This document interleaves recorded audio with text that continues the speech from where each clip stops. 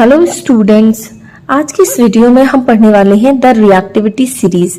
Last video में हमने पढ़ा था how do metals react with solution of other metals, यानी कि उसमें हमने देखा था कि डिस्प्लेसमेंट रिएक्शन जब होता है, जब कोई एक मेटल दूसरे मेटल के सॉल्यूशन में से रिएक्ट करता है तो क्या होता है कि जो हाईली रिएक्टिव मेटल होता है वो लेस रिएक्टिव मेटल को डिस्प्लेस कर देता है और खुद जाके वहां की पोजीशन गेन कर लेता है। तो ये तो हमने लास्ट वीडियो में पढ़ा था, लेकिन यहाँ पे हम समझते हैं कि ये highly reactive less reactive metals होते कैसे हैं। तो ये हम समझेंगे इस सीरीज के थ्रू, यानी कि एक रिएक्टिविटी सीरीज है जिससे हम समझते हैं, पता लगाते हैं कि कौन सा मेटल ज्यादा रिएक्टिव है, कौन सा मेटल कम रिएक्टिव है। तो ये एक सीरीज बनाई गई है। ठीक, इसमें क्या होता है, इसमें सारे मेटल्स तो नहीं है, जितने पीरियोडिक टेबल में मेटल्स होते हैं वो सारे नहीं है, लेकिन कुछ मेटल्स यहाँ पे दिए गए हैं जिनसे हम पता चल जाएगा कि हाईली रिएक्टिव और लेस रिएक्टिव कौन सा मेटल है। तो चलिए स्टार्ट करते हैं। The reactivity series is a list of metals arrange in the order of their decreasing activities. ये जो रिएक्टिविटी सीरीज होती है, ये जो एक सीरीज दिख रही है आपको, ये क्या होता है कि ये क्या होता है, मेटल की लिस्ट है, अरेंज की गई है किस ऑर्डर में, in order of their decreasing activities. उनकी डिक्रीजिंग फॉर्म में उनकी एक्टिविटी कैसे डिक्रीज कर रही है, इस ऑर्डर में जो है कुछ मेटल्स को अरेंज किया गया है। तो इस सीरीज को रिएक्टिविटी सीरीज बोलते हैं।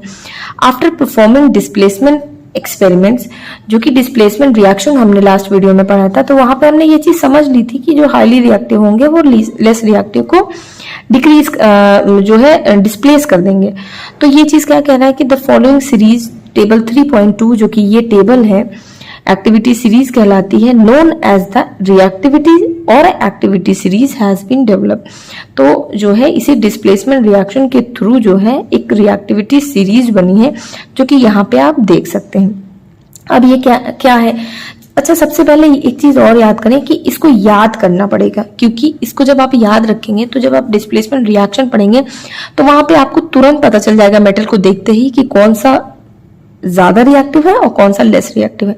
तो इसको याद करने का एक तरीका है, एक मैंने ढूंढा है, जिनको निमोनिक्स बोलते हैं। कि एक यहाँ पे आप देख सकते हैं, देखिए यहाँ पे है ना, एक मैंने निमोनिक्स बनाया है। यहाँ पे क्या है कि जैसे ये मेटल्स हैं, उनके सिंबल्स हैं ये, ठीक है। अब के क्या शो करता है, के दिखाता है किसको, पोटेशियम को। तो हमने ये बनाया है ऐसे, कमला ने कार मांगी, ऑल्टो, जेन और फरारी। ठीक, फिर भी हाँ क्यों मिली उसे सिल्वर और ऑडी। तो इसको देखो, इससे क्या पता चलता है कि यहाँ पे के क्या सिंबलाइज कर रहा है, के जो है सिंबलाइज कर रहा है किसको, पोटेशियम को। पोटेशियम का सिंबल के होता है ना, तो K for Kamala, N for sodium, Kamala ने कार मांगी, सी हो गया उसके क्या, कैल्शियम, ठीक है। एम क्या हो गया, एम शो कर रहा है मैग्नीशियम, ए शो कर रहा है एल्युमिनियम, जेड शो कर रहा है जिंक। ठीक, यहाँ पे समझते चले इन चीजों को, जिंक। फिर F for iron, F E, चलो आयरन में ले लेते हैं, पूरा सिंबल आ गया।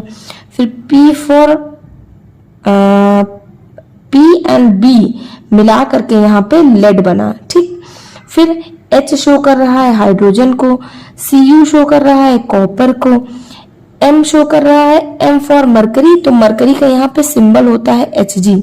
ठीक है, तो एच जी जो है क्या कहलाता है, मरकरी, तो यहाँ पे एम हो गया। ठीक, और फिर सिल्वर, सिल्वर का सिंबल क्या है, ए जी, और ऑडी का मतलब Audi for a you, A you क्या शो कर रहा है, गोल्ड।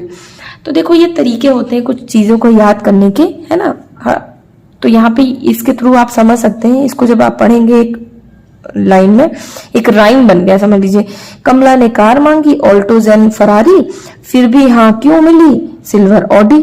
तो ये तरीका हो गया, आप इसको फिर क्या होगा, आप उसको याद कर सकेंगे, एग्जाम में भी बैठे रहेंगे या कोई अचानक से पूछ लेगा तब भी आप उसको याद कर सकेंगे। तो ये मैंने एक तरीका ढूंढा है, यहाँ पे आप इसको नोट कर लें। तो यहाँ से क्या हुआ कि अब ये जो रिएक्टिविटी सीरीज है, यहाँ पे हम क्या देख रहे हैं कि ये पोटेशियम सबसे टॉप पे है। ठीक, यानी कि पोटेशियम क्या शो कर रहा है, इसको आप यहाँ पे देखते रहिए, पोटेशियम क्या शो कर रहा है, पोटेशियम का मतलब हुआ ये हाईली रिएक्टिव है, और ये किधर को जा रहा है, इधर डिक्रीजिंग ऑर्डर में है, यानी कि ये जो सीरीज है वो डिक्रीजिंग फॉर्म में है, इसकी एक्टिविटी डिक्रीज हो रही है। तो पोटेशियम जो है वो सबसे टॉप पे है, यानी पोटेशियम हाईली रिएक्टिव है। अगर पोटेशियम जो है किसी रिएक्शन में पोटेशियम होगा और वहां पे कॉपर होगा, कॉपर का सॉल्यूशन होगा, तो क्या करेगा, पोटेशियम कॉपर को डिस्प्लेस कर देगा, क्योंकि कॉपर जो है यहाँ पे ये जो है ये लेस रिएक्टिव है। इधर देखिए यहाँ पे क्या लिखा है, लीस्ट रिएक्टिव। और ये जो टॉप के हैं कॉपर, ये sorry potassium, sodium, calcium, magnesium, aluminium, zinc, iron, lead, तो ये कैसे मेटल्स हुए, ये highly toxic highly reactive metals हुए। ठीक, ये जब हाईली रिएक्टिव मेटल्स हुए, हाइड्रोजन जो है और जो हाइड्रोजन से अबव वाले हैं वो हाईली टॉक्सिक हाईली रिएक्टिव हो गए, और जो हाइड्रोजन से नीचे वाले हैं वो हाईली रिएक्टिव मेटल्स हो गए। ठीक, सॉरी लीस्ट रिएक्टिव मेटल्स हो गए।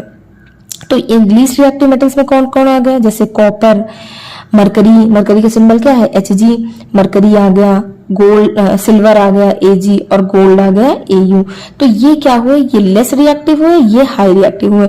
अगर हाई रिएक्टिविटी वाले जो मेटल्स हैं इनके साथ अगर सॉल्ट का सॉल्यूशन लेस रिएक्टिव के साथ होगा तो ये क्या करेंगे, हमेशा इनको ये हाईली रिएक्टिव वाले क्या करेंगे, लेस रिएक्टिव वालों को हमेशा डिस्प्लेस कर देंगे। जैसे हमने लास्ट वीडियो में क्या पढ़ा कि Zn है, Zn क्या है, यहाँ पे हाईली रिएक्टिव है ना, मोस्ट रिएक्टिव में आता है।